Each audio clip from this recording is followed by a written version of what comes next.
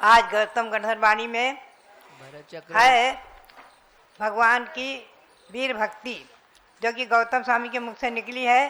ध्यान रखें, गौतम स्वामी के मुख से निकली दो वाणी, दो स्तुति जो है वो संस्कृत में है।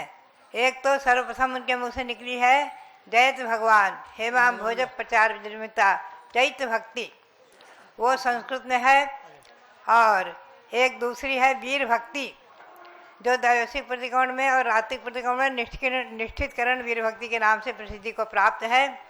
ये भी महत्वपूर्ण है और इसमें 8 काव्य हैं और इसके 8 व्रत भी होते हैं।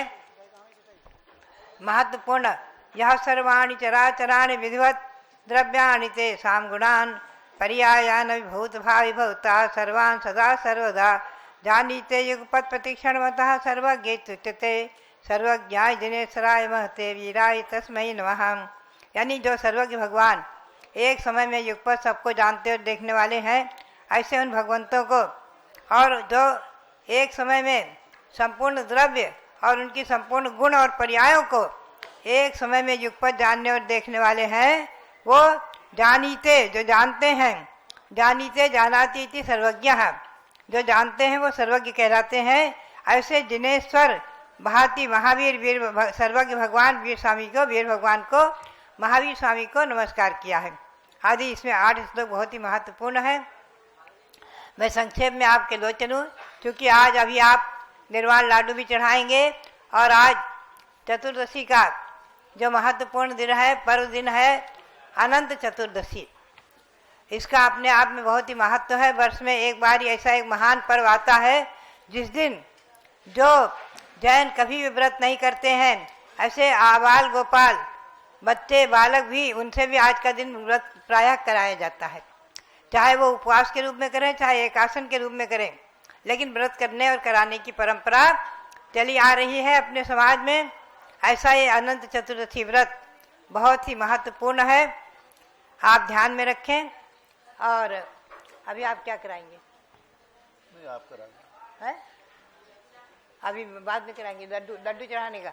आज बासपूज भगवान का निर्वाण कल्याणक दिवस है, उसका मंत्र बोलेंगे ओम ह्रीम निर्वाण कल्याणक प्राप्ताय श्री वासपूज्य जिनेन्द्राय नमः। श्री वासपूज्य जिनेन्द्राय नमः। ये वासपूज्य जिनेन्द्र भगवान आज के दिन में उसको प्राप्त हुए हैं, उनका अभी निर्वाण लाडू भी चढ़ाया जाएगा। और कल्पद्रुम विधान तो हो ही रहा है, आप ध्यान में रखें। भगवान तीर्थंकर 24 तीर्थंकर, उनका तीर्थंकरों का पुण्य अपने आप में विलक्षण होता है।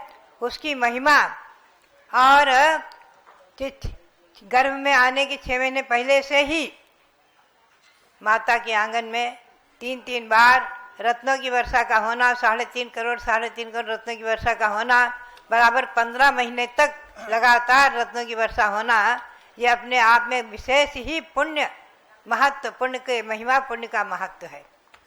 और ऐसे तीर्थंकर भगवान, इस कल्पद्रुम विधान में वो तीर्थंकर भगवान 24 भगवान ही आराध्य है।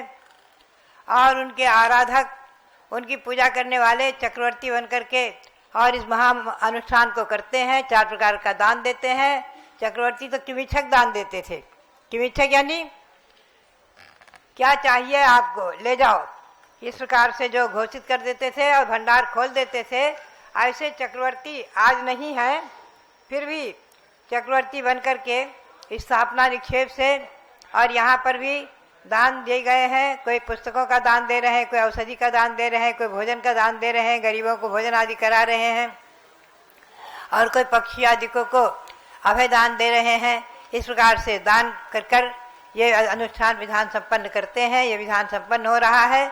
ऐसा एक विधान कल्पद्रुम विधान, जिसमें तीर्थंकर भगवंतों की आराधना, उनके पंचकल्याणक की आराधना और पूजा, तथा च उन तीर्थंकर भगवंतों के समोसण में जो गणधर देव रहते हैं उनकी पूजा, उनकी रिद्धियों की पूजा, पुनश्च जो 7 प्रकार के साधु रहते हैं मुनि, उनकी पूजा, आरिकाओं की पूजा आदि, और तीर्थंकर भगवंतों के जो काल में अंतकृत केवली हुए हैं, अनुबद्ध केवली हुए हैं, उनकी पूजा भी है।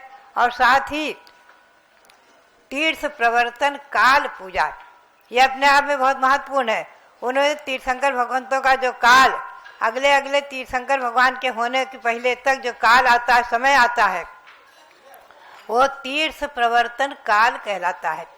जैसे कि भगवान शबदेव का काल तो बहुत बड़ा था, अजितनाथ होने तक का सागरों में था, क्योंकि एक कोड़ा कोड़ी सागर का चतुर्थ काल होता है।